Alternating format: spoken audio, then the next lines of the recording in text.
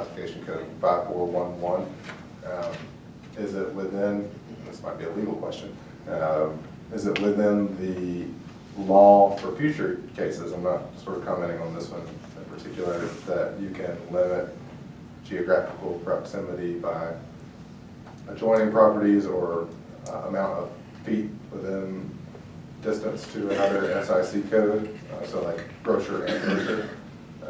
I understand and sort of mirror what he's saying about restaurants being co-located. But to answer the market regulation question, I mean, my notes on this was let the free market decide, but in the same case, so we might not be in this predicament in the future. Is it, have you seen cases where certain businesses under a classification code are limited distance? Yeah, we do that for alcoholic beverage, or at least some folks do. We do that for Done it for electricals and pawn shops. some pawn shops. Isn't that by population? Yes. Sometimes it's about both. And That's something that can be done, but I don't think if we don't do it yet, we could, but it would be an amendment to the zoning ordinance. okay. And in general, one of the things I did mention at the planning commission, sorry, looking at you behind the pole, was just the general curb appeal towards the actual residential market that's behind there. Yes, yes, sir. One of the things that I've noticed just as a resident driving through there, and I know you can't particularly control your fellow neighbors, but just the upkeep, trash, the trash receptacles, maintaining code as it relates to making sure that the trash receptacles doors are closed, and possibly just implementing a solution like an auto snapback type of trash receptacle cover. I mean, in addition, I saw like in the drawing that it had a back entrance. Is that going to be more for loading purposes or as a sort of a forward-facing backwards entrance? Kind of like unloading the products backwards, but also, like you said, make the pad a little bit nicer for the trash and all that. So working doors and all that. So people from the other side won't be seeing trash laying around, all that. And I noticed that 27 parking spots are yours. And in my research for the regulations, I could only really find stuff as it relates to hotels and parking spots, but not necessarily square footage for grocery stores. Do y'all have potentially overflow parking on the King Arnold facing side? No. No. Oh, okay. Yeah, there is, in the regulation, there is a requirement. It's also shared parking because there are multi-tenants, so it allows for Okay. a segment. That comes during the All right. Any other questions from council? If there be none, with that being said, I will close the public hearing on consideration. And now we're seeking action on conditional use permit for 407A North Central Avenue. Anyone prepared to make a motion on this item? Move for approval following planning commission recommendation. My motion to approve. Second. A second. Second. Discussion. There being none, all in favor of the motion, raise your right hand. All opposed, same sign. Motion carries.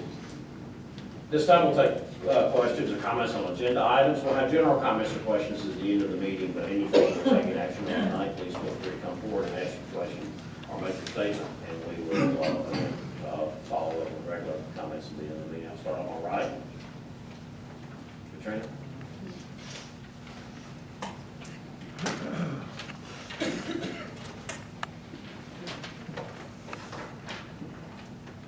Katrina Bradbury, 921 Margaret Street. There is an item number 10 on the agenda, discussion of traffic calming in the Virginia Park area that we talked about at the last meeting, and there's a follow-up here. So I had a few comments or questions. But first of all, would I be allowed to make any of those comments in conjunction with the presentation at that time, or shall I make all my comments? Under the circumstances, I believe I would open the floor for comments at that time, because it is discussion, and that discussion should be. Okay, then I'd kind of hold it because A two-way we discussion. did have a joint meeting and. Right. Okay, Thank you. that's fine, we'll do that. Unless council has a problem with that. No. Any other questions on the agenda item? All right, yes, sir.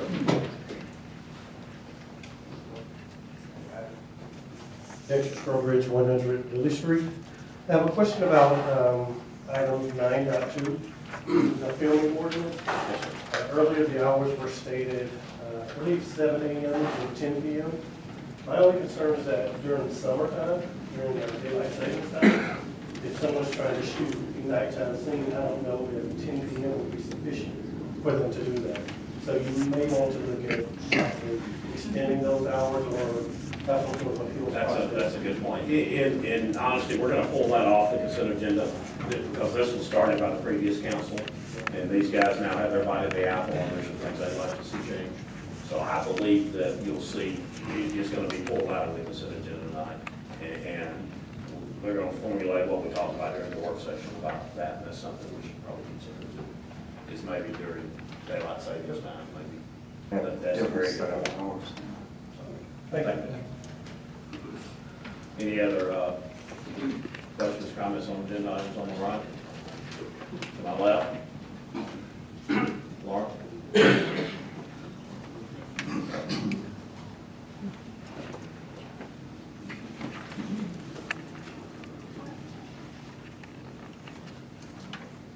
think she's got my information. Do I have the draft? No, you're good. On the home occupation, I am glad that this is coming up. RO seems to be the same as R1. I think we need to, I talked with Dr. Jackson about this, and get our zoning straightened out on that. But it's nice that we can now have some home occupations that will get their license. There's a lot of home occupations that haven't gotten their license because it wasn't allowed, like hairdressers and things that aren't being seen. What I would like to clarify is there are some neighborhoods that have construction companies that are parking all their big vehicles behind and calling it a home occupation. So the neighbors don't really appreciate having dump trucks and things and stuff. You limit it to one vehicle for that business. I think these are things that need to be discussed. So, because that's kind of hard when you got 6 vehicles in the back and then all the workers get dropped off at 6 in the morning and you got vehicles moving. So that's something to consider. Thank you. Yeah, there's a causal in the recommended ordinance that address that. It does, but I mean, I sort of mirror the same question, so if I can comment on that. Sure. So lines 108 through, I guess, blank line 114, reads only motor vehicles, I underline this because it's what stood out to me, used primarily as passenger vehicles may be used in connection with the operation of a home occupation. On street parking of such motor vehicles is permitted. The use of other types of motor vehicles, in parentheses, included but not limited to trucks, in parentheses, in connection with the operation of a home occupation and on-street parking of such motor vehicles is prohibited. I mean, just sort of going back on memory lane with my dad owning a landscaping business, but we also use that same truck as a passenger vehicle. I think you start getting into some weird definitions of I mean, visibly you can tell what's a exterminator truck and what's not. But Well, I think the storage of the other equipment becomes a problem. all right. There's probably. But I mean, if you're giving your daughter a ride to school in the XYZ Corp truck, does that make it a passenger vehicle? I think if the car maker does not classify it as a passenger vehicle, then it's not a passenger vehicle. Okay. So I can use a U-Haul as a passenger vehicle, but by definition it isn't, I'm just using it that way. I agree. Just wonder how, I mean, I understand the intent of the inclusion, but the enforceability thereof is sort of where it gets, I think, dicey. There's some gray there. And I think the enforceability comes in with the public comment, with the neighbors not appreciating it. It's hard to regulate unless someone says something. I agree with that, because it can become a nuisance Right. regardless of what this says, if people are storing equipment, and it's causing erosion and noise and everything. So I think there's probably some other safety measures, but as I say all the time when we're passing legislation like this, we can always revisit it, and address this problem tonight, and kind of keep studying this kind of stuff, and working together on it to formulate what our best approach is moving forward, and maybe tighten things up a little bit, but that's up to y'all. Yeah, I'd like to get this on the books, and as you said, we can revisit, in my mind, pickup trucks are passenger vehicles, and they can also be used in some light commercial areas. But I would hope we can move ahead with what we have tonight. Can we go ahead and agree to revisit section 9 at the next scheduled meeting? Certainly. Adrian, will you make sure that that's our item on the next one?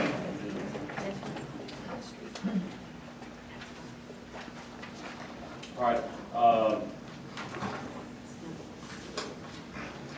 Any other questions on agenda items from the audience? That point, we'll move in our consent agenda. Yes, yeah, go ahead. Okay, I have a little bit of a housekeeping issue that was left off the agenda that I would like to add, and I'm going to make a motion to amend the agenda to allow this council to appoint what would be my replacement from the Hateville Clean and Beautiful Governing Board. The application process was ready to go for the December meeting, and there was one item that Ms. Elkins needed some correction, some clarification from the applicant, and that was taken care of during the long December layoff.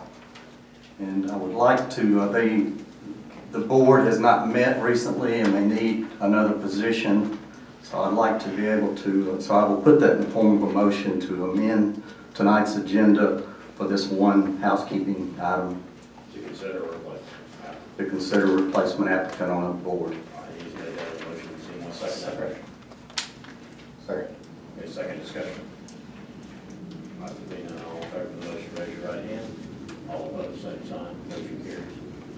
I would now make a motion that Ann Newman be added to the Hateville Clean and Beautiful Governing Board to replace yours truly. Motion, is there a second? I second. Discussion. She clean people. All right, if there's no further discussion, all in favor of the motion, raise your right hand. All opposed, same sign. Motion carries. I know. Thank you for a reminder, Mike. Thanks to council. Yes, thank you. Next item is our consent agenda. As I mentioned earlier, the consent agenda tonight will move forward with the exception of 2017-18, the film ordinance. There were several issues raised during the work session regarding some, again, this council divided the apple on that film ordinance, and the gentleman earlier that raised the question about the summer hours, filming hours with daylight savings that took place is another item that I don't think it is. I certainly hadn't thought about it, so it's another good point to consider. So that will come back at a future meeting. Within that, or? So when we do the motion for the consent agenda, just make the motion omitting item the 2017-18. So does anyone care to make a motion on the approval of the consent agenda? I move the approval based on the removal of item 9.11. Motion, is there a second? Thanks. Discussion? I'm wondering if there's a way that we can discuss with people who are familiar with these ordinances in film industry, because I know several people in the Atlanta area who work in film, and I'm just talking to someone in a drip yesterday. Brought up some things that I hadn't thought of because I didn't work in film, similar to the issue with daylight savings times. That's something I never would have thought of, but it makes sense. Just to kind of compare ordinances to other cities and given a situation or a why behind the ordinance and what it says. Okay. So You can, if you want to put that when we send the email to Tim for follow-up, just put, if everybody can email their concerns to him, and then we'll start addressing those. I mean, there's not a burning necessity for this ordinance to be passed tomorrow. It's been on the stove for a little while, and we've done some filming without it in place. There've been several movies shot here, but what really got us thinking about this was when the movie came in, they're gonna have some quote-unquote simulated gunfire, which turned out to be simulated Armageddon. And really caused a big problem for the neighbors around, almost the whole town. I think you could hear it almost over the whole city, so that's what really opened the door on us formulating some more stringent policies. Add a clause where we get all free tickets. You can add a clause to get free tickets. Sure, absolutely. That's not gratuitous there. And Den of Thieves is out. Yeah, Den of Thieves is the movie that they were filming, so I'd like to go see that, to see what the people at Porsche thought we were having a donut shop one night. All right, so with that being said, our consent agenda is up with the exception of the 2017-18. So all in favor of the motion to approve the consent agenda, raise your right hand. All opposed, same sign, motion carries. All right, so we move into old business at this point. And this is the first item is discussion of traffic calming in Community Park, which Mr. Bearberry spoke to a moment ago.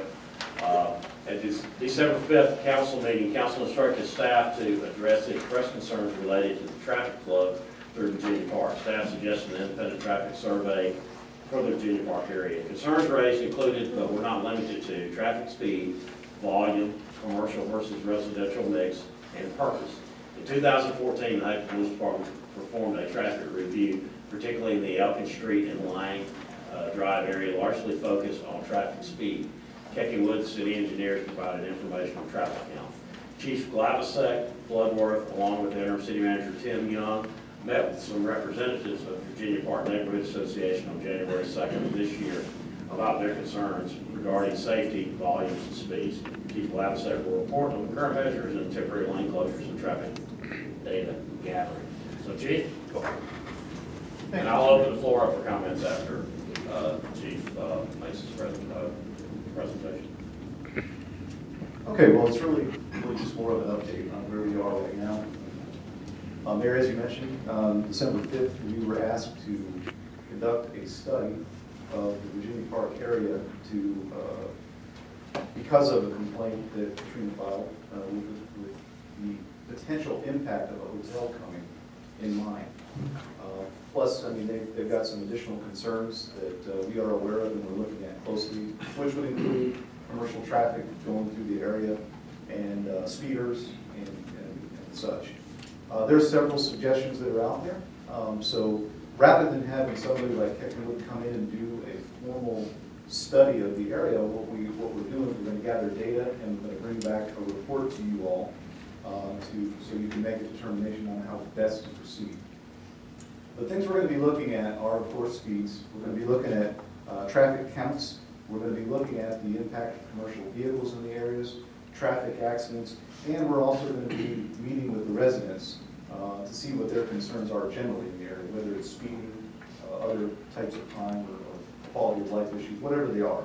We're going to be reporting those back to you. On that, we're also going to be in fact, I believe we have, I may defer to you on that, have we closed that road? Okay, so on Custer at Lang, at the intersection of Custer, Lang, and International, where it intersects, where there's a little loop around where the old Delta Technologies building is, we are actually going to try to do a one-way out of that area so that not allowing cars to go into the area. And see what that will do. See if there's a negative impact, if there's no impact, or hopefully some level of positive impact. And really, we're kind of trying to do that to be proactive with the potential of a hotel coming in there, because we feel like it would be a natural area for guests to come and travel through that neighborhood to try to get to I-85. So with that, we're going to see what that brings. Again, we're going to compile this into a report to you. We're going to be looking at this particular closure for about 60 days. So We're looking at hopefully sometime, like, it could be, whenever you all say, but we're looking at somewhere around March to bring this back to you, including all the other data. So with that, if you have any questions. Did you say the closure is taking place immediately, or is being mixed with the report of 60 days? It's actually done now. That's So the what- closure has taken place? Yes, sir. Gotcha. Correct. Council, any questions for us on the floor? Wanted to ask if it could possibly be split into sort of like a phase 1 test and a phase 2, phase 1 being what you just presented, and phase 2 possibly being using, I guess, bollards or whatever we can for the test to completely shut off both the intersection that you're referencing, but like at the Elkins intersection, so Elkins and Custer, as well as Orchard and Custer, Orchard and Elkins. We certainly do that. Now, based on the recommendations to council, or the direction from council to have us bring back recommendations, we met as city staff, and we discussed all of those possibilities. Now, there are a lot of factors and reasons we would not want to close roads as a city. Sure. That is emergency response. Citizens have a lot of concerns of their egress into the area as well. Just general traffic flow. So again, that's why we're looking at things like traffic accidents, safety, the vehicles that are traveling through there. And it's going to be our recommendation. Now, certainly, if you all give us a direction to do that, we will do it. But I think we should start with just this one area, see what it does, and then if it has, again, because it's not going to be an official traffic study by an engineering group, you're actually going to be kind of taking a conservative approach and watching what the impact is. We can certainly do that, but again, some of our concerns, including the fire department and their apparatus, are if we start closing off roads, say arbitrarily, then we may have those negative impacts as well. And I'm just a little cautious of that. But again, if it's your direction, that's certainly where we will go. Understood. I was just thinking like the potential end solution might be flexible bollards that Sure.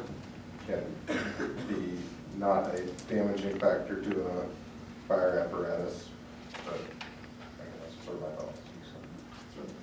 My question is, as far as information gathering, what's the effect? Is it a cumulative effect of how many neighbors in that neighborhood are desiring these types of things? Or is it just a core group of people that's been more vocal about it? I think that's a part of information gathering that needs to be known. Well, that's a fair question. And from my perspective right now, it's a core group of representatives of that particular neighborhood. So the core group is, in fact, would be like the neighborhood association leaders, if you will. So that's who we're hearing from right now, but that's why we're going to be collecting the data from the residents over there. It's, we would love to speak with everybody. In fact, we've talked with the group about meeting with them. They were saying on a Saturday would be best to try to get all the residents in that we can to hear from them. But we're actually going to be, I wouldn't say necessarily door to door, like knocking on doors, but every time we see a resident in our community policing efforts, officers will be asking them general questions like what issues are you having in the area, trying not to prompt anybody into, going in a particular direction, but generally I would like to hear from them what their concerns are. So we're going to try to gather as much data from the residents over there as we can. Is there, just on behalf of people who might not attend those events, since it's not going to be a door-to-door effort, is there a way to task the neighborhood association with getting input from every resident? And not necessarily to say that some people are concerned and others are not, but to get input from everybody. For instance, there are some streets that don't have as many residents as others, but they may have similar concerns, just to try to get as much input as possible. Yes, and it is going to be our focus to gather that data. In fact, we did meet with the neighborhood association and talk about those very things. Because some of the things that are being asked to consider are things like speed bumps, for instance. And here in Hapeville, we have an ordinance specific to the implementation of a speed bump, and it does take a significant number, I believe the number right at the top of my head is about 80% of all the residents and businesses impacted in that area to agree to it. So yeah, at some point, it's going to be very, very important, even vital, if we're going to make, you know, the decisions to make those type of changes. So to answer your question again, yes, I think it's a great idea. In fact, that's why we've offered to meet with the neighborhood association even on the weekend, if that's the time that people can meet. But in addition to that, they did say that they were going to take some, possibly some polling or maybe even going door to door themselves to try to let people speak on that, but they did say they were going to try to reach out as many residents in the area as they could as well to assist with that. So we are trying to work with the neighborhood association to bring all that information forward.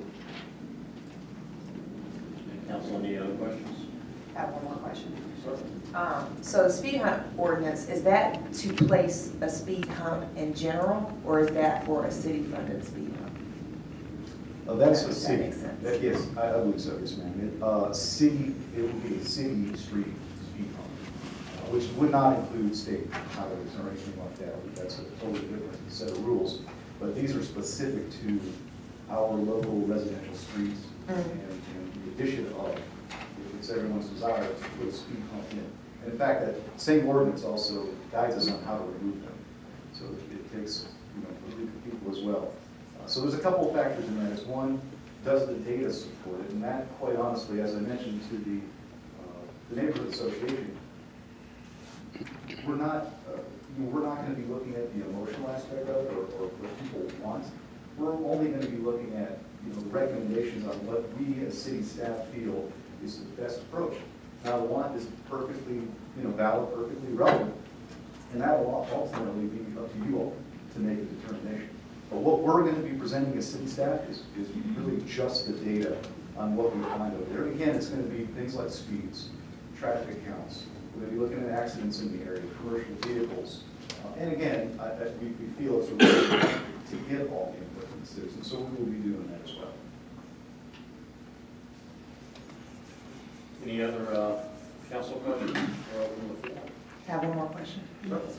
All right, so let's say that the study is undertaken and speed humps are approved, people are emotional, like you said. I hope I didn't imply, I didn't mean emotional. No, I'm just giving a scenario, but I know what you mean. Their desire. Right. Yeah. Because it's their neighborhood, people care about their homes. And maybe this is something to discuss at a later date when it occurs. Some of the things that you were mentioning, I don't know the exact word for them, but those flexible. Bollards, yes, ma'am. Would that have to be something that has to be approved by council? Or is that something that the neighborhood association can decide, hey, you know what, we still want to do something, let's put our funds together and purchase this? Well, that is a city function, so yes, ultimately it would have to be decided by the city, you all, as a governing body, ultimately, when it's a final product. Now, again, as city staff, we are taking the approach to try some things on a temporary basis, which could be those flexible bollards. But right now, and quite honestly, I haven't quite seen it yet, but Lee, is it actually a barricade? Is it sand-filled, water-filled, or anything, or is it just, okay? Okay, so it's, okay. So right now, there's a barricade out there with some signage that said that there's no access into that, only access out. So, but yes, we can certainly try some other options, for sure. All right, any other questions from council? I'll open the floor. Okay, I'll open the floor. Katrina, you had come before, so I'll yield to you at this point. Yeah, I will yield the floor, if that's okay, if you all want. Certainly, mate. Stand by. So as Chief Gladisek mentioned, there was a meeting with the Neighborhood Association officers. And to your concern about including other neighbors, I mean, we intended to include everyone, but we were requested that the officers come and meet with them first. So, in fact, I've proposed a date to the officers for Saturday morning, the 27th, for a full neighborhood meeting with, hopefully with Chief Gladisek, Bloodworth, and Tim, hopefully as well. January. Yes, or so. And we talked about, Chief said that perhaps we could even have it here, and not use one of these rooms to accommodate all the children, that a lot of this safety concerns are about. And he referenced the emotional side of it. We do get emotional about the safety of our children and our families on our streets. And so I know he witnessed that, and all three of them did at the last meeting, because we actually thought we were coming to a meeting that was going to be more of an opportunity for brainstorming ideas, and basically what it was for them to tell us the one thing that they were going to do. So we got a little emotional and upset about that, because we've been talking about traffic calming and speed issues and the volume of cars, not even just the speed, but the volume of cars that cut through that neighborhood all day long, and not even that, just trucks. Perfect example that Luke Jackson sent video to the chief about that goes on all the time over there. So we've been talking about it a long time, so I think some of our emotion and frustration comes in that this has been brought up 3 years ago. And so not only, and we did get one very positive change that took the 18-wheelers out of the particular area of the neighborhood. However, Chief Bloodworth mentioned that there's a concern with that, and that even if they need to, when that decision was made to put that in there, then Chief Morris suggested that as an option, because if the fire department needed to go in the neighborhood, it's a one-way out at Colville. Most of you have probably seen that. That keeps the 18-wheelers from getting off of the Highway 85 and coming into the neighborhood. That the ladder truck will not fit in that opening that the city put there. So that's kind of causing some of the concern about closing other streets, as you mentioned, Travis. So perhaps we need to go back and reset that curb and move that back so that the ladder truck can go down the one way and get in there. Because they should be able to go down the one way should they need to in an emergency, just like they run a red light if they need to in an emergency with sirens and whatever. So that's an option. And I think we want to explore maybe some of the one-ways over just closing the street maybe. I think that seems to bring a lot of heartburn for our two chiefs. But I did also want to be sure that we have direction, because it was our understanding, the officers anyway, and the people who were here that night, that we were going to evaluate issues all over the neighborhood, not just that one spot. I live close to that area, but there are other neighbors who live in other areas that have some serious traffic concerns. And so we just felt, and I think that was part of the emotion, is that we felt like there wasn't a lot of focus on just covering the entire area. And I know the chief kept saying, we need data, we need data, we need data. But we don't have